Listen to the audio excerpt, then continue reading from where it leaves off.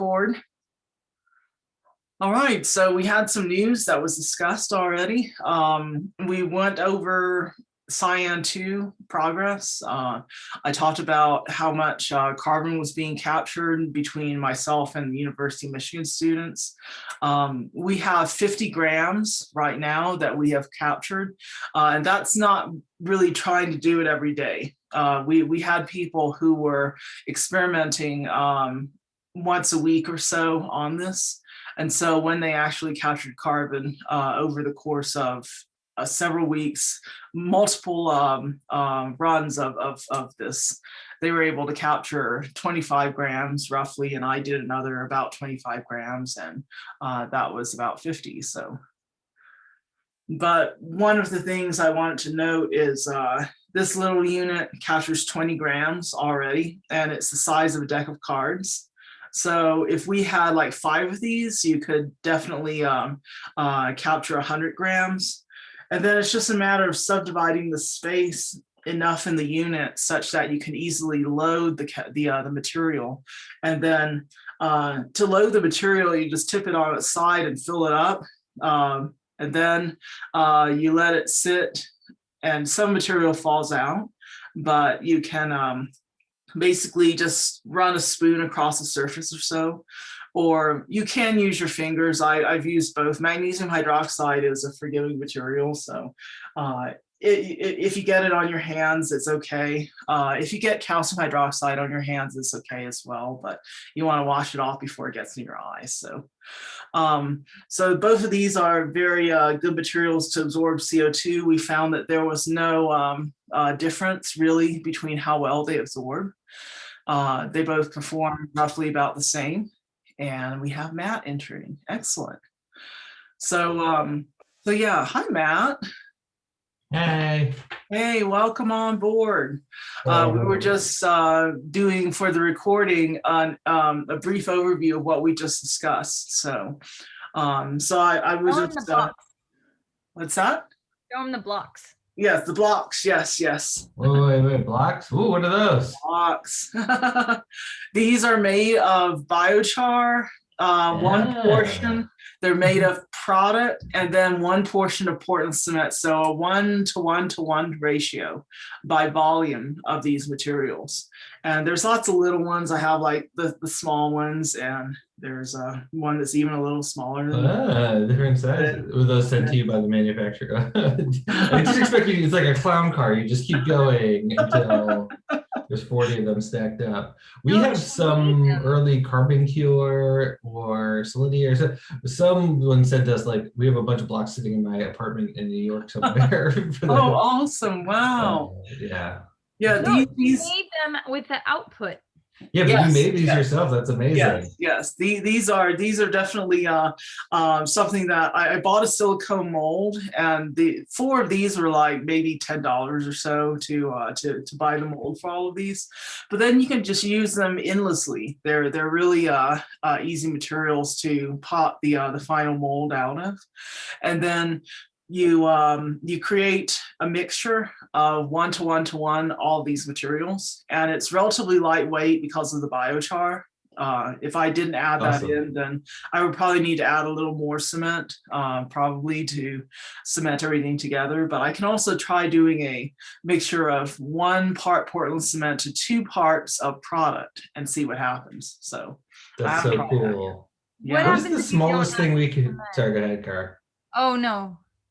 I was gonna say, what is the smallest thing we can make that is actually useful? Like out of the, like, can we make like a step? like what? I mean, like something that you know, like, look, we took CO2 out of the air, and now we mixed it with this other stuff, and we made a pot. Like what is the thing that we could actually produce that would be like something useful? That'd be a fun project to brainstorm around. Yeah, I thought about maybe the smallest one of these. If having a little, making it into an ornament or something for a tree might be kind of neat, or making a frame. I'm trying to think, like, I can't think of anything that you actually make out of concrete that is like a small thing that you'd like actually want? There's got to be something, right? Yeah, well, these things when they're painted with polyurethane, they turn like a glossy black color, and that might look kind of nice. It's like Some earrings, are they too heavy for earrings? they're not. They're not. If you add more biochar, they'll be very lightweight. Like this one's like really light. Yeah. It's pretty. It's not even. I could weigh it. I have a scale here. Build like a little house for Wiley in the back. Yeah. Oh my goodness, that would be so cute. Yes. Build all sorts of stuff. Carbon negative clubhouse. Yes. Yeah, but Yes. what happens if you don't use the cement? If you don't use the cement, then it'll be relatively crumbly. Do you just need anything that like binds together? Yeah, if you use like I was thinking about even using Elmer's glue to bind everything together. I haven't tried that yet, but you know, you have to go to the store and get like a large Totally quantity. different stuff. Carbon removing jewels. Yes, yes. Oh, that is awesome. Yes. They do have those diamonds, right? People are making out of recaptured CO2. Yes, the ether diamond. Yeah. Yes. That Me is and my friend were incredible. talking about that. We're like, if it's not carbon negative, don't even think about it. Yeah. Don't propose with your blood diamonds. I want you to Definitely not. Definitely not. That is so cool. Yeah, so it's good to see it. There's a potential market for these things, and just having I imagine I wanted to make silicone molds out of or have these molds that are bird shaped, and then I'll just set these figurines out in my front yard and put a donation jar. People can come by and pick one up. They and have silicone molds for like everything. Like we Yes. have a Death Star one. We have. You make like little gargoyles out of this. Oh no! Oh Yeah. yeah, you can make like a. No, I think you can make a bunch of stuff. I'm just wondering like what else. Well, so my brain always goes first to toys because Mhm. You have children? yeah, because and not that I want more crap in my house, but like Tell that to my mom. yeah, I have to tell that to my mom. Like Mhm. we can have a whole conversation on that. Yeah, let's just take over the Cyan meeting complaining about our brothers getting gifts for our No, children. but We can have like Yeah. large marbles for kids. well, yeah, I mean, one for them to make something themselves, Mhm, mhm. like as like an activity, but then what do you do with it? And when you showed the blocks, like we have some, it's not our own personal space, but we have space in the garden and we have like planter boxes, but there could be like some space for like separating out like parts of the garden with those little, instead of just like, I mean, people do that with Oh yeah. blocks all the time. So, I mean, they could make them and then they could put them in the garden and then they could plant some things and then it would be, fun for them and it wouldn't be inside my house. Mhm. A cinder block. Yeah, like a Like cinder block. The iconic, oh, they have like, I just found an Etsy thing for a mini cinder block. This would be for making like a mini house. I'll just post this in the chat. You can make like a mini house out of mini recaptured. Oh, let's see, a miniature cinder block mold. Oh, that's so cute. That'd be pretty Oh. cool, right? Oh, that would. That is be awesome. adorable. Oh, there we go. That's so perfect. Oh my Yeah, goodness. that's pretty great. That'd be great for like showing at like at when we get back to being able to do conferences and gatherings and things like that. We always talked about having like, pardon the pun, but concrete representations of CO2 capture going on. And so Cyan obviously would be great for that, but it'd be able to have like, especially if we have like enough of these to give away, where it's just like, Oh my goodness. Yes, yes. paint I'll open air on continue the side or something.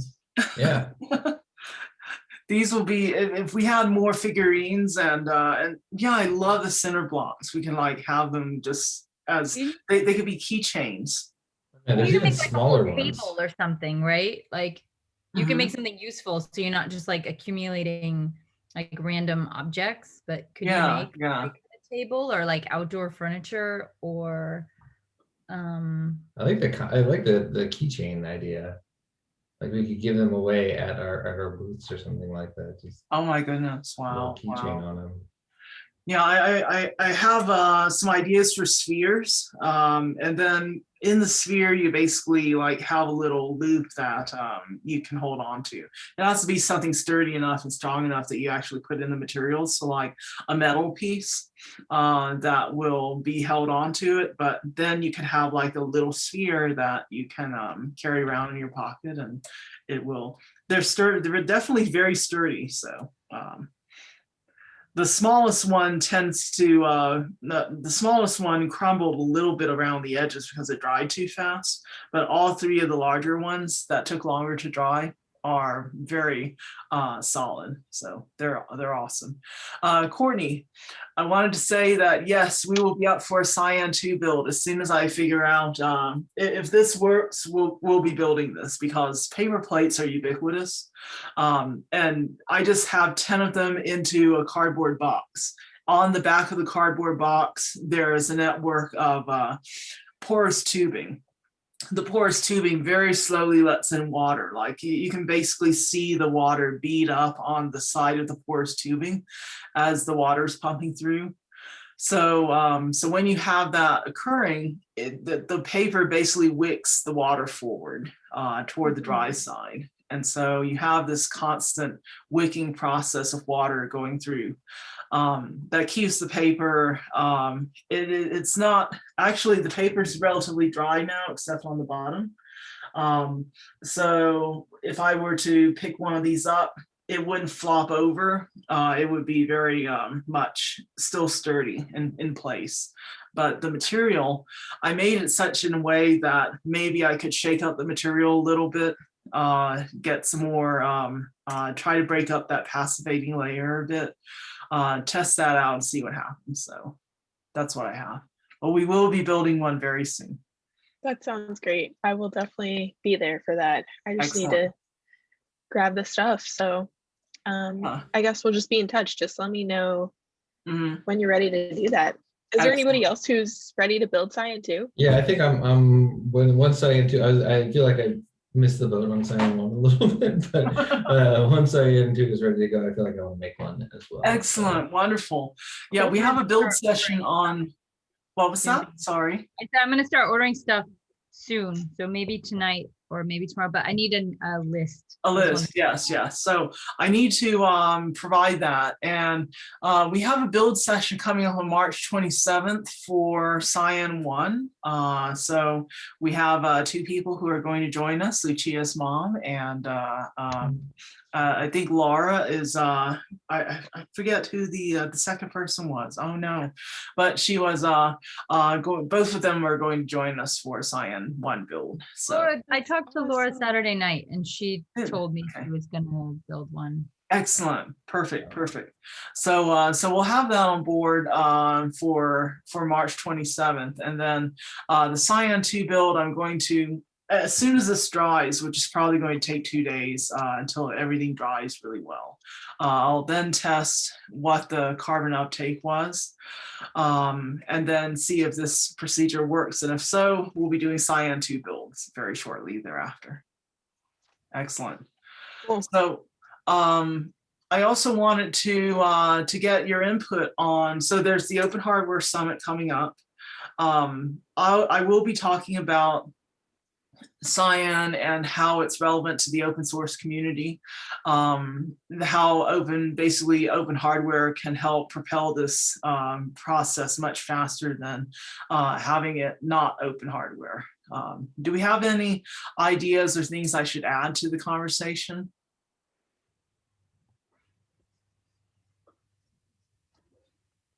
They're thinking. Matt has something. You want to do like a test run with us, like before you present? Yes, that would be outstanding. And then it might be easier for us to provide feedback or things that we think you should say. Like, because it's only 15 minutes, so so I will cram in as much good information and showing it's virtual, so I'll show things like my unit and my blocks and things that I have. So make it as long as you need to for a test talk, and then we can maybe like point out. I mean, I know you've given talks before and stuff, but sometimes it's helpful to have somebody else say, like that's important and that's less important. So if you have to take Yes, out, yes.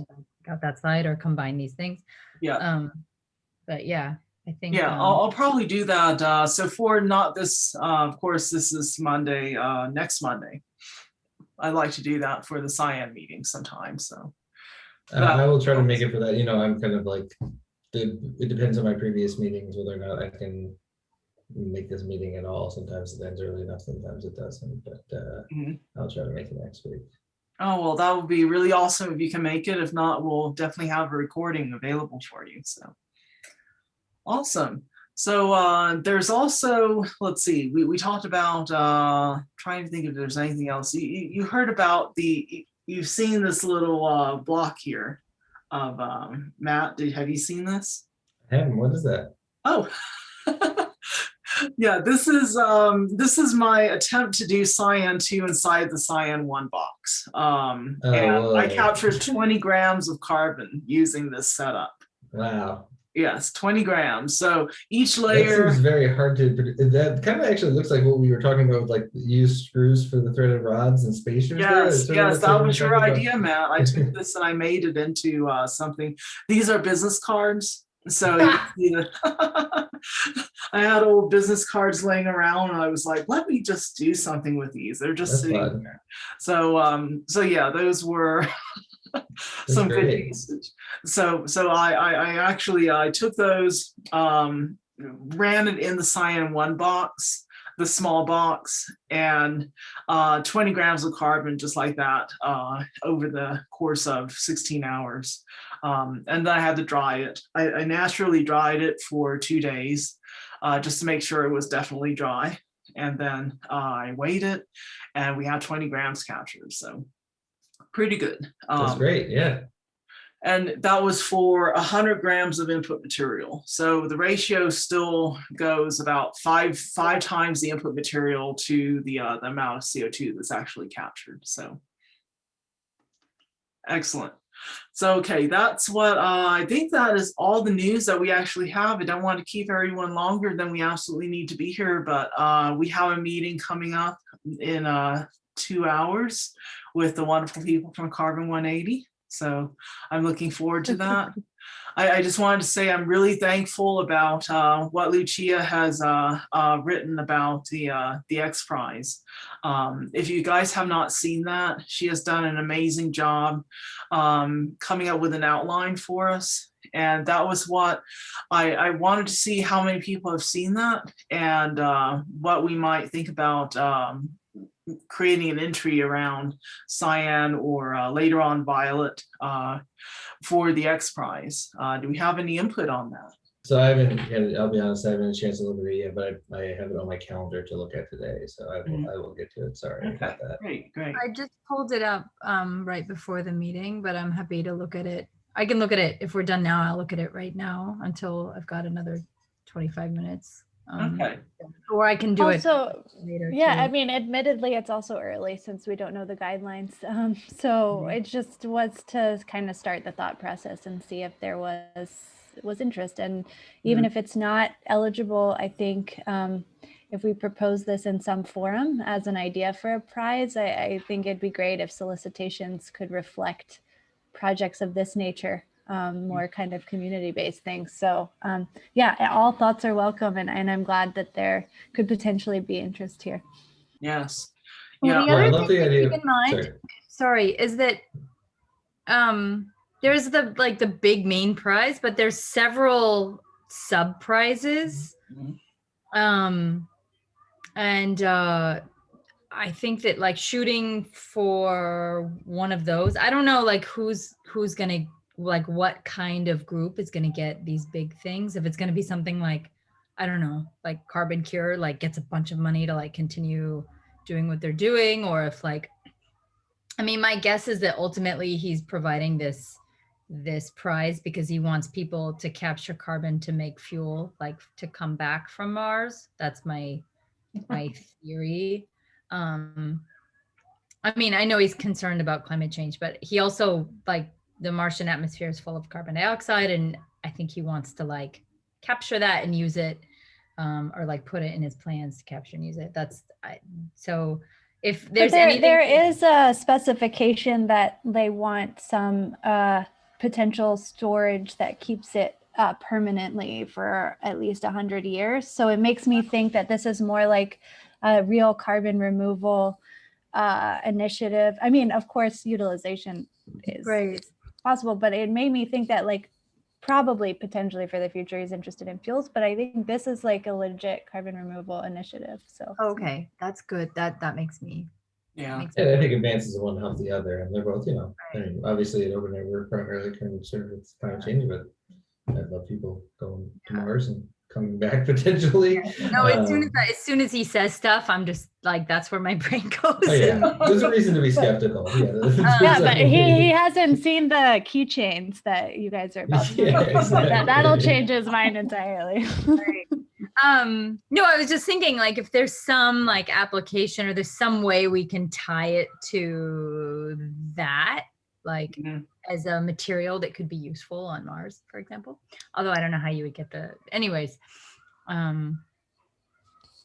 We'd have to look at what the Mars rock is actually made out of, and if you actually have something that can capture carbon from the air with a little bit of modification, that would be something pretty cool. So I haven't looked at that. I don't know what Mars rocks are made out of, but there's a lot of CO2 in the atmosphere there. So I imagine the goal that he wants to achieve is very similar to what we want to achieve as well.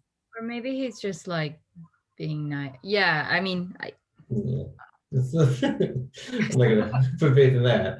I do think, I mean, to the point of like whether or not we qualify, I think like even if we broadly qualify, I just think there's some value. I've applied for so many grants that OpenAir has not gotten at this point.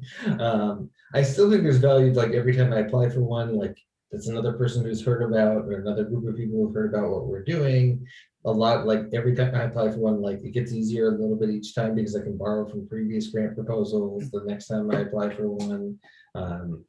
And I just, my experience in the art world is just like you apply for grants and you don't get any of them, and then next year you apply for grants and you probably don't get any of them, and you apply for grants and then you get like 1 out of 10, and then like you keep going, and then like once you can start saying you got previous ones and it goes 2 out of 10, you just gotta like get your reps in kind of with this sort of thing. So we might as well get our reps in on this, and hopefully the right person sees it and expands us in some way.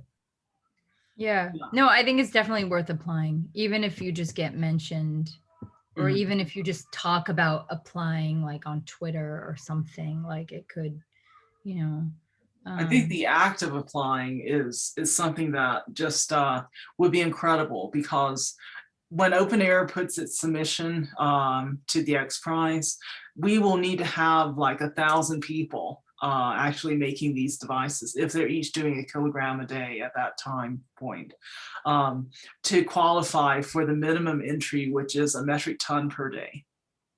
So that will require a huge community mobilization on our part.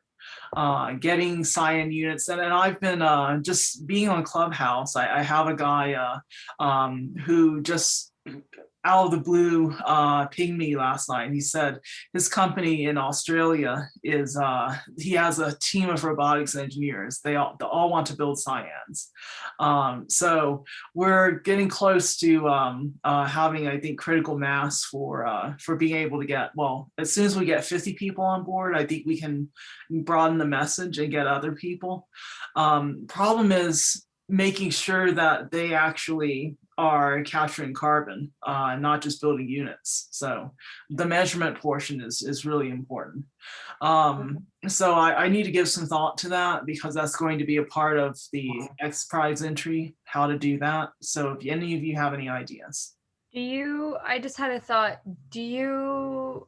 and maybe you've done this already, like, do you need a way to structure all of that? Like all of the, like, who's building, are they measuring, are they not measuring, like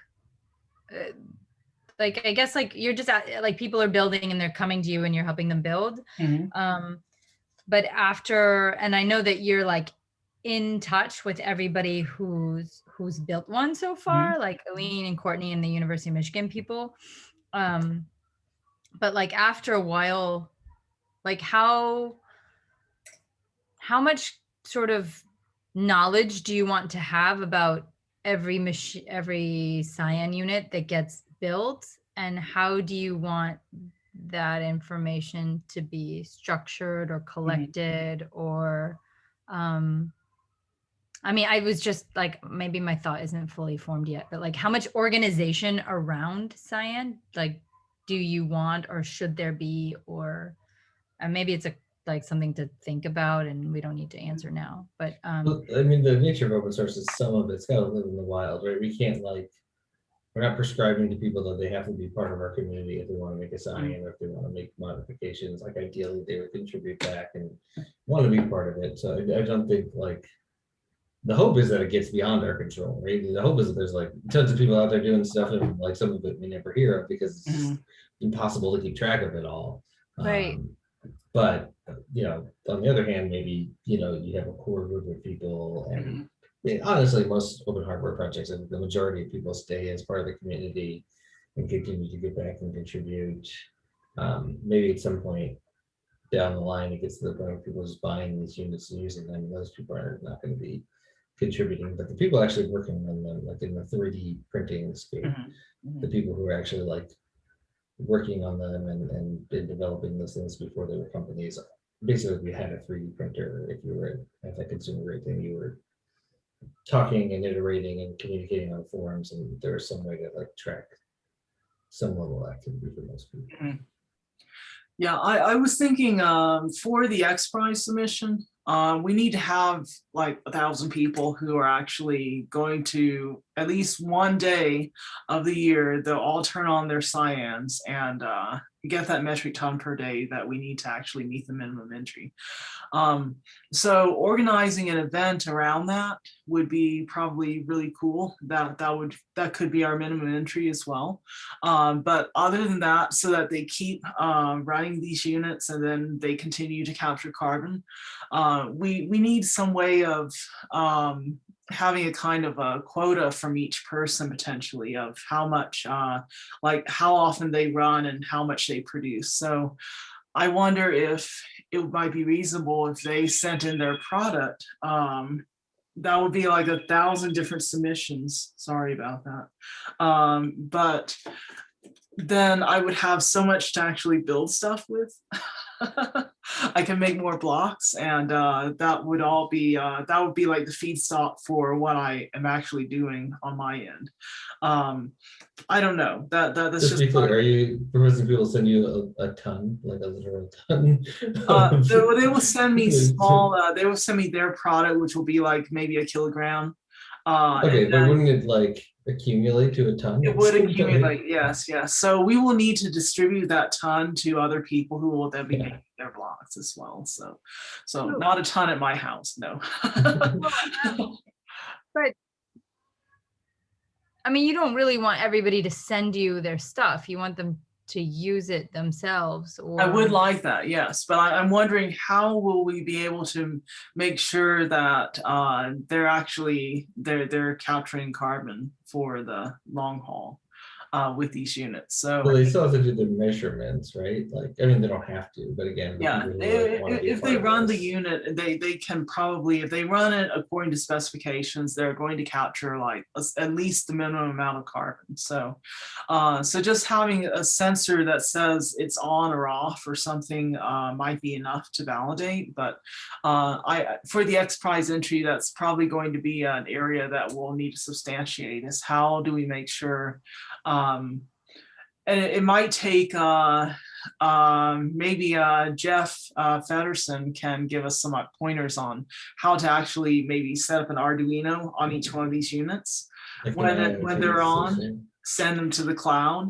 I still think we're going to need some, a person to do a measurement of how many grams of CO2 they caught for the XPrize level thing. I don't think because we don't even know, depending on conditions and things like that, we don't know how many grams of CO2 you've captured in a Cyan unit in a day. Yeah, that's true. It varies from, even in the number of Cyans we've had so far, it varies. What's I don't actually even know this. Maybe you know this off the top of your head, though. What is like the minimum someone's captured in the run, and what's the maximum? Yeah, someone's captured? let me look it up.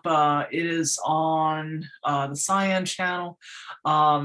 If I look up, okay, here's the University of Michigan students. They actually they captured a minimum of 1.72. So that's the minimum. They had a smaller amount than I did. They ran it for 7 hours and drive for 20 hours to get that minimum. So the largest that they've been able to capture was, well, it depends on the amount of input material. So they, one person caught 6.42 grams, but they put in 30 grams of carbon. So they were able. What is the, sorry? It's about Yeah. a 5:1 ratio. So we need to like standardize around in like grams of carbon caught per amount of input material, right? Yeah, yeah. And that is grams of carbon caught on, yeah, the minimum for that is, it's about 0.17. That's the smallest. Actually, there's a 0.12 there that somebody had a problem with their experiment, so they actually had a 0.12, but 0.17 seems to be the most common lower value of grams of carbon captured per grams of input. So we're looking. I was gonna say for the, I mean, I guess we have to wait till they release the requirements for the prize. It might be that if you can't actually measure like everything at once, that you're not qualified. Yeah. So we definitely have to see what the requirements are, but it's definitely worth discussing beforehand to see if we're even in the ballpark of oh, there we go. Yeah, sorry. Yay. I just saw my fans were here. She's so cute. Look at her. Oh my goodness. Oh, that one went straight for your head, Matt. Yeah. Didn't I should lean turn out. off my own image so I can actually see what's going on. There we go. Really, it's closer than usual today. I don't know. I know, it does seem like it's a little closer. Yeah. Sorry, I didn't mean to undercut your point there, Dahl. Yeah. Okay. Okay. So it's not gonna eat him. Why? He's gonna. Oh, he's punching it. There we go.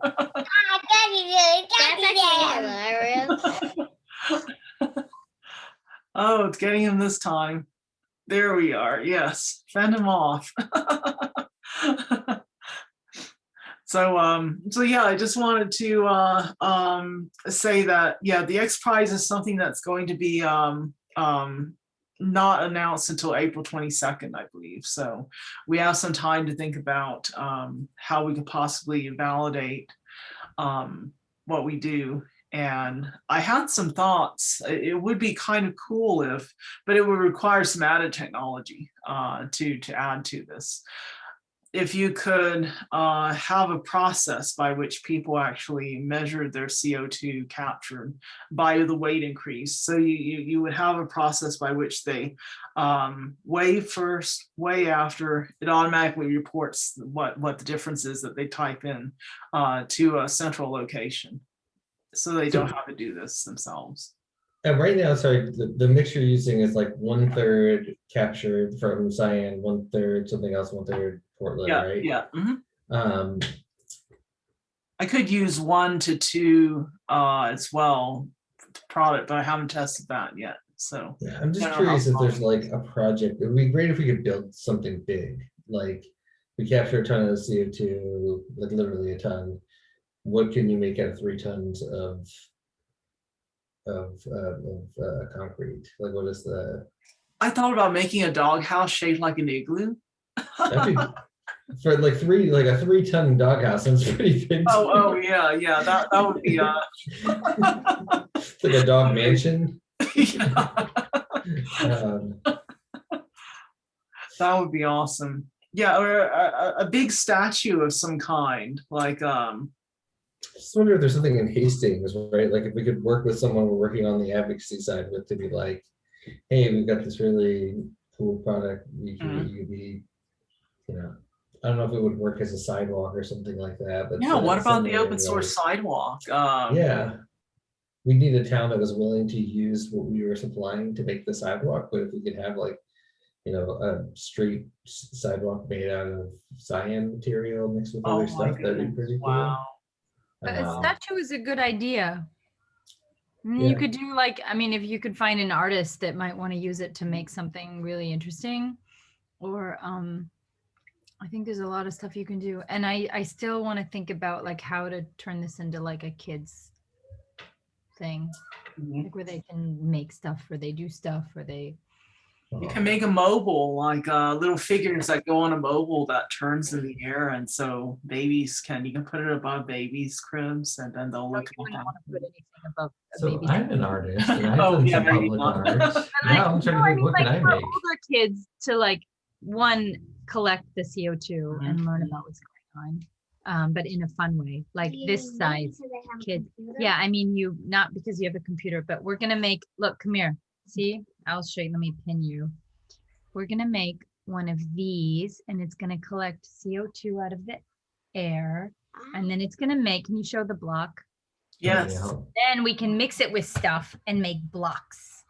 Oh, Okay, so what do you want to make that's not a block or that is a block? different size pyramids. Then I could make a carbon made. Then I could make a model. A 3D model of ancient Egypt out of carbon. Oh my goodness. See, we could ask kids what they would like for toys, and then they can tell us, yes, a model of ancient Egypt. Oh my goodness. That got me thinking. I'm like, oh, I should make a dinosaur mold for myself. That is so cool. So yeah, I think that there's a lot you can do with this. Mm-hmm. Yeah, and I wonder if the so the product we need to have a running list of what to actually make with these with these units, and that gives my idea for making these blocks was it gives people something else to do with their product other than just taking CO2 out of the air. You can actually create things that you can share with people, and then if each block has like a link back to maybe I'll stamp it with a QR code or something for the link back to OpenAir, so then people can like go to OpenAir as soon as they scan the QR code on their block. That might be kind of cool.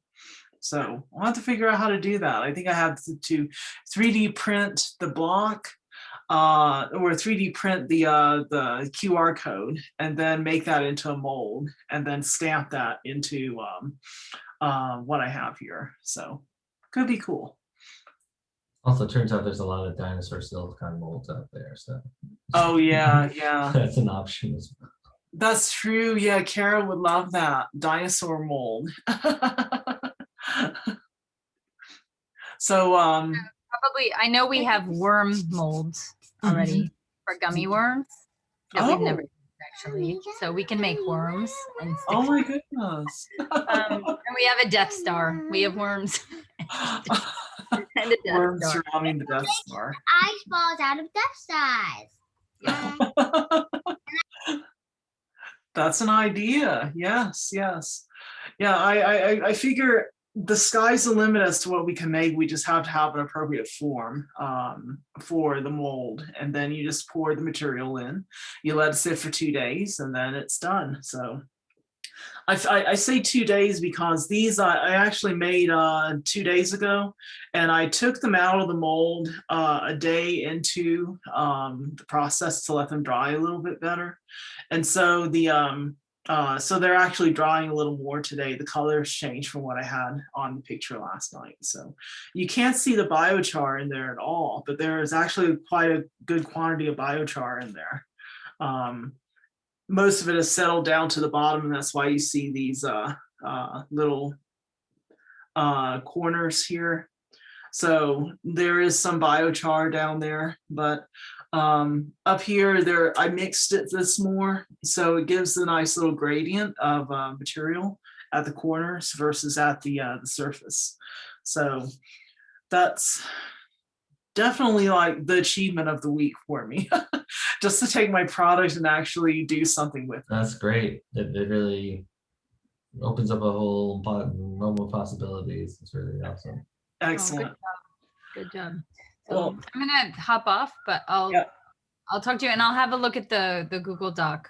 Excellent. Yes. And yeah, we're going to wrap up here pretty soon, but I just wanted to ask if there were any other questions, or maybe for Lucia on the XPrize or anything. Bye, Kara. Bye. Any last questions? I think we're good. So I really do appreciate coming on board today, Lucia and Courtney, and we will get Cyan 2 built pretty soon in the near term. So we'll be so looking forward excited. to. I'm going to try to make it such that we can get 100 grams of carbon capture. That means 500 grams of input material, half a kilogram of input material that has to sit within these paper plates, and if that works, then we'll be at a new benchmark basically for carbon capture. So right now we're able to do 20 grams per run. So I'd like to shoot for 100 grams, and then ultimately a kilogram might be a little bit too big for this unit, but we'll see. So how long is the cycle again for a full run of Cyan 2 currently? Is full it different run, from Cyan 1? Yeah, no, it's the same amount of time. So at most, like well, people have been doing it from 7 to actually, how long is the longest run that University of Michigan has done? 30 or 48 hours. There was actually a 48-hour run. So you can leave it in as long as you want, but mostly I leave it in for 12 to 16 hours. And just because that's the cycle where I load the unit, I go to sleep, I wake up, and then I measure what I It would can. be interesting to see like several runs of like what happened, like do you what it like to actually plot out how much you capture depending on how much time, right? So like if you leave it for a week, do you get like, is it just like a curve where it flattens out completely for the last? Oh yeah, I've done that. That is actually on the Cyan CO2 calculation spreadsheet that's on GitHub. There it flattens out like this, or I should make it go like this instead for you guys. The other way. So and when the flattening out point is after how many hours? I don't know. I'd have to check. Let me see if I can look at. I actually have it open right now. Flattening out point starts off at actually. Okay, these are early experiments, and I have a weight increase of 7% at 2 hours. So the largest weight increase that I've experienced is so far has been 12%. So that takes place after 6 to 8 hours. So I don't know how much it goes up after that, but in 2 hours, you can actually get a weight increase of 7%. So compared to 12, it's about half of 12. So so by that point, it's definitely leveling off quite a bit. Cool. Awesome. So if there aren't any more questions, I'll go ahead and stop the recording.